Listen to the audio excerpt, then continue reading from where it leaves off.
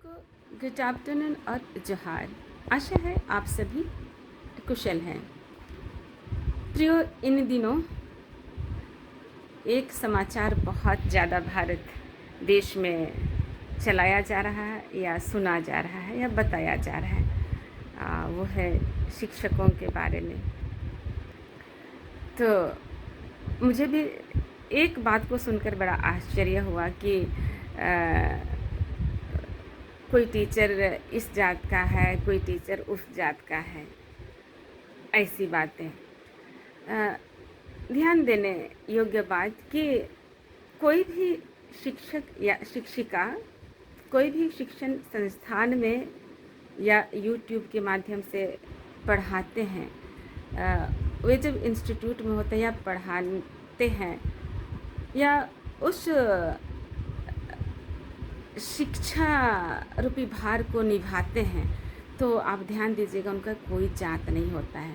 वे कोई धर्म के नहीं होते हैं, वे कोई जात के नहीं होते हैं, वे सिर्फ टीचर्स होते हैं। उसी तरह से विद्यार्थी जब पढ़ाई करने जाते हैं किसी संस्थान में, तो वे सिर्फ विद्यार्थी होते हैं। अगर शिक्षक शिक्षिकाएं छात्रों को धर्म और जात के अनुसार नापने लगेंगे तो सही शिक्षा दे नहीं पाएंगे, और उसी तरह से छात्र छात्राएं भी अगर धर्म और जात को लेकर जाएंगे तो अच्छी शिक्षा ग्रहण नहीं कर पाएंगे।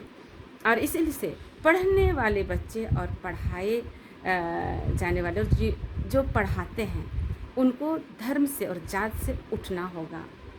और अच्छे शिक्षक शिक्षिकाएं इन बातों से ऊपर उठकर पढ़ाते हैं, और जब उनके विरुद्ध कुछ बातें होती हैं तो सचमुच चोट लगता है। चूँकि कोई भी ओहदे में है आज, छोटे या बड़े, हर कोई शिक्षा से गुजरते, किसी न किसी शिक्षक से गुजर के जाते हैं, तभी आप उस पोस्ट तक पहुंचते हैं। और इसीलिए शिक्षक शिक्षिकाओं को मजाक बनाने के पहले तो सोचना चाहिए। याद कीजिए, अगर कोई घर का व्यक्ति पढ़ा लिखा होता है तो वो घर कितना अच्छा बन जाता है।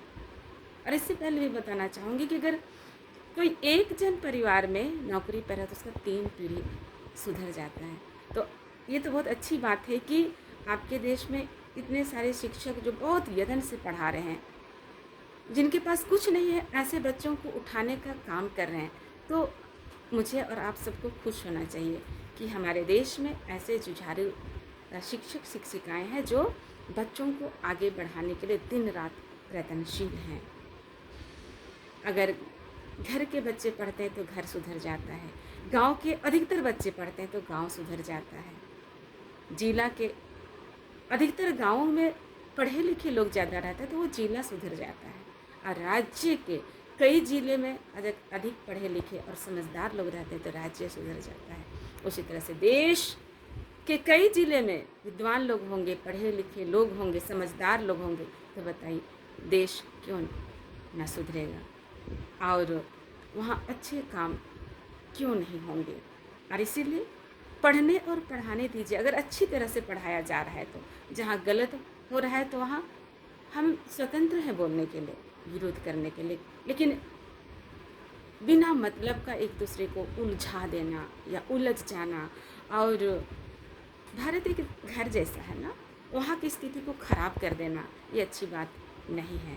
तो सब कोई ख्याल करेंगे अपने अपने वक्तव्य को, अपने विचार को, और चलिए देश को उन्नत बनाएं।